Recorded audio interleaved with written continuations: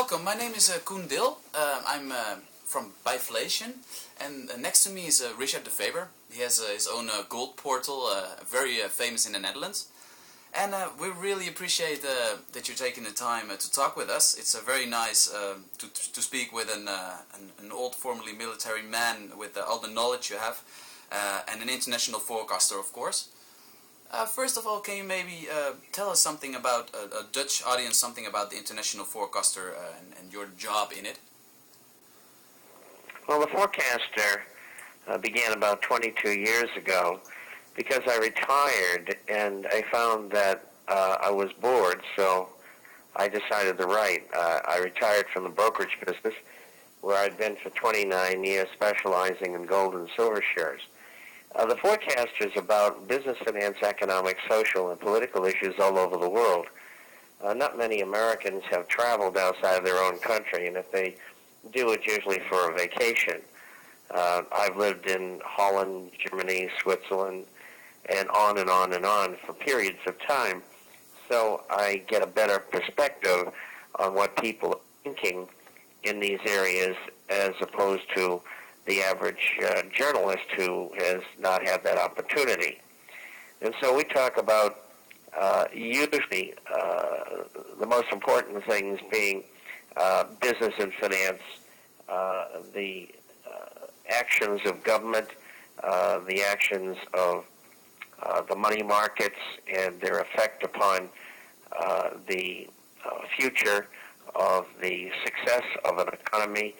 And it's a combination of a number of things that, quite frankly, very few journalists have been able to put together over a period of time, so it makes the publication unique. My colleague Richard has some question about silver. Yes, we've spoken with each other over the mail and talked a bit about the global financial crisis and the silver and the gold prices. And as we both know, at the moment the price of silver is still suppressed. What's going to happen with the price of silver and what can we expect? Well, as we all know who have been watching, the price of silver hits a new high every day, and today is no exception in the recent past. We have to go back to 1988.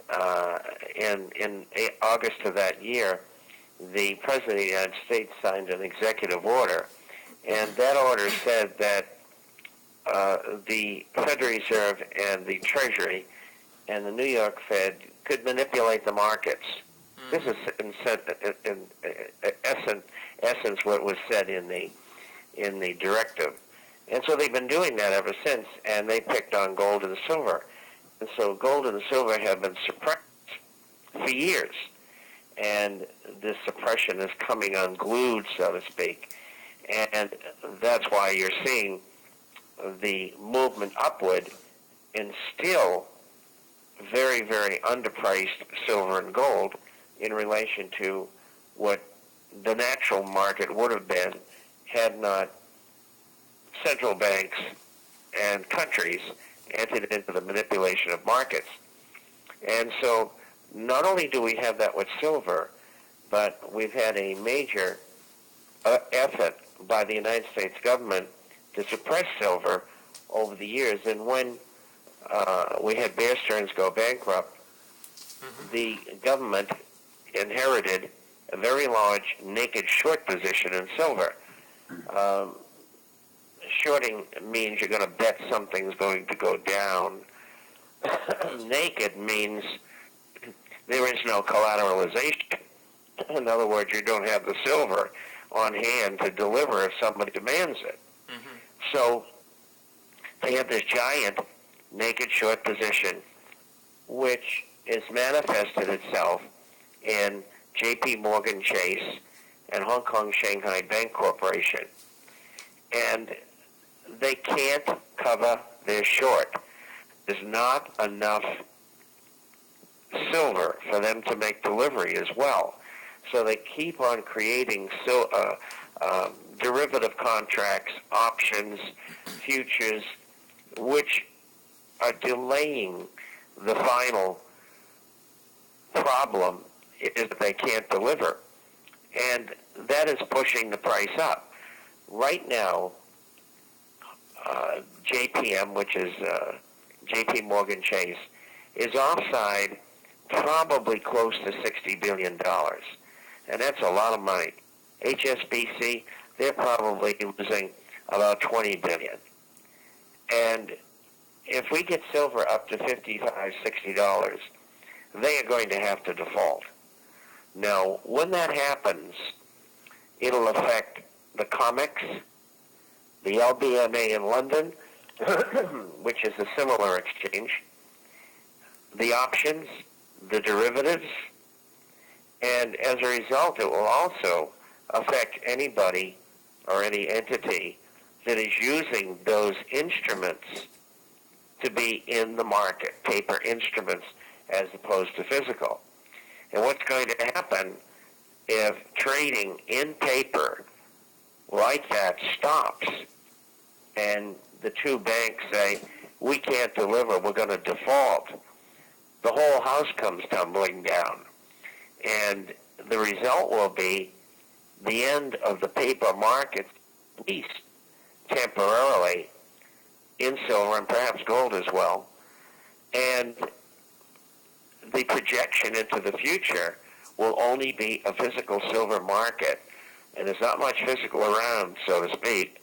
And that means silver would probably explode again and maybe go up to $75 or $100 an ounce. So the dynamics here are really giant. And you got to remember, I've been following this for over 50 years. Wow. So it's not recommended to own paper, for instance, ETFs, derivatives in silver. The best is to have physical silver. That's a conclusion we can... Well, the only other alternative you have is silver coins, small bars, and gold and silver mining companies. Mm-hmm. And that's a good place to be because the U.S. government and others press the prices of those securities.